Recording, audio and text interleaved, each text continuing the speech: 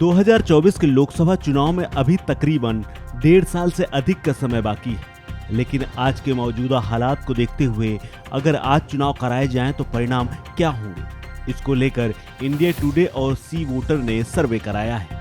सर्वे के जो नतीजे सामने आए हैं वह बीजेपी की अगुवाई वाले एनडीए गठबंधन की बढ़त बनाता दिख रहा है।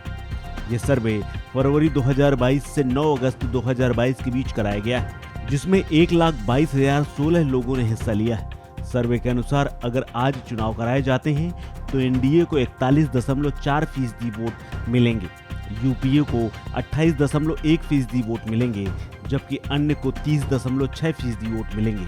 यानी साफ है कि एनडीए की लोकप्रियता अभी भी लोगों के बीच बरकरार है। इस सर्वे के सामने आने के बाद यूपीए के लिए जरूर मुश्किल बढ़ती दिख रही है।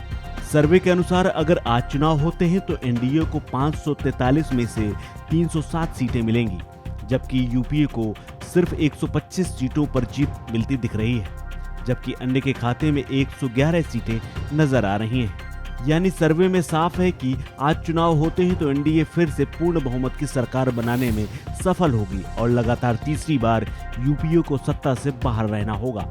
बीजेपी के साथ ही देश की जनता भी इस बात को जानने के लिए बेहद आतुर रहती है कि बीजेपी में पीएम नरेंद्र मोदी का उत्तराधिकारी के रूप में अगला व्यक्ति कौन होगा, जो पीएम मोदी की जैसी कार्यशैली हो और लोगों की पहली पसंद हो। इसको लेकर के भी सर्वे हुआ है, जिसमें पूछा गया था कि बीजेपी में पीएम नरेंद्र मोदी का उत्तराधिकारी कौन हो, तो चौंकाने वाली बात सामने आई है, क्योंकि पीएम नरेंद्र मोदी के बाद लोग गृह मंत्री अमित शाह और सीएम योगी आदित्यनाथ को पीएम के रूप में देखना चाहते हैं। दोनों की लोकप्रियता में कड़ी टक्कर है। दरअसल सर्वे में लोगों से पूछा गया कि नरेंद्र मोदी के बाद पीएम के रूप में किसे देखना चाहते हैं, तो इस सवाल पर निर्मला सीतारमण को 4%, राजनाथ सिंह को 9%, गडकरी को 15%, योगी आदित्यनाथ को 24% और अमित शाह को 25% लोग पीएम के रूप में देखना चाहते हैं। इसके साथ ही सर्वे में लोगों से पूछा गया कि सबसे अच्छा मुख्यमंत्री कौन है, तो 40% लोगों ने एकमत होकर योगी आदित्यनाथ के पक्ष में वोट डाला। वहीं दिल्ली के सीएम अरविंद केजरीवाल दूसरे नंबर पर रहे, जिन्हें 22% लोगों ने वोट किया। इसके अलावा ममता बनर्जी को 9%, एमके स्टालिन को 5%, वाईएसआर और नवीन पटनायक को 4% वोट मिले। मोदी सरकार के सबसे लोकप्रिय मंत्री के सवाल पर सबसे ज्यादा वोट 22.5% लोगों ने नितिन गडकरी को किया। वहीं लोकप्रिय मंत्री की लिस्ट में राजनाथ सिंह दूसरे नंबर पर हैं, उन्हें 20.4% लोगों ने वोट किया।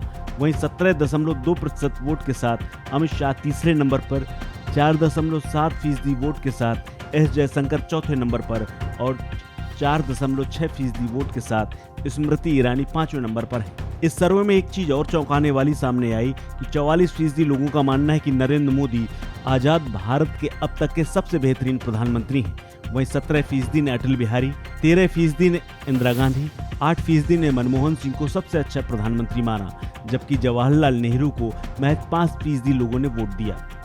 देश में विपक्ष के काबिल उम्मीदवार को लेकर जारी चर्चा के बीच लोगों की प्रतिक्रिया सामने आई, जिसमें दिल्ली के सीएम और आम आदमी पार्टी के संयोजक अरविंद केजरीवाल की लोकप्रियता बढ़ती जा रही है।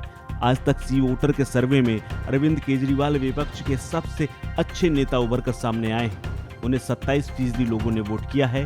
वहीं 20% लोगों की पसंद पश्चिम बंगाल की सीएम ममता बनर्जी है। सर्वे में इस सवाल पर राहुल गांधी को 13%, नवीन पटनायक को 5% और शरद पवार को 4% लोगों ने वोट किया है।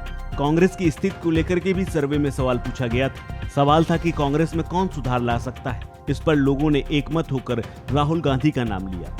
राहुल गांधी ही एक ऐसे व्यक्ति हैं जो कांग्रेस में दोबारा जान फूंक सकते हैं। वहीं 22.8% लोगों ने वोट दिया। इसके साथ ही 15.7% लोगों ने माना कि मनमोहन सिंह, 13.7% ने माना कि सचिन पायलट, 8.6% लोगों ने माना प्रियंका गांधी सुधार ला सकती है कांग्रेस में। इसके अलावा 5.7% सोनिया गांधी के साथ खड़े नजर आए। इस खबर में फिलहाल इतना ही। अपडेट्स के लिए बने रहिए वन इंडिया हिंदी के साथ।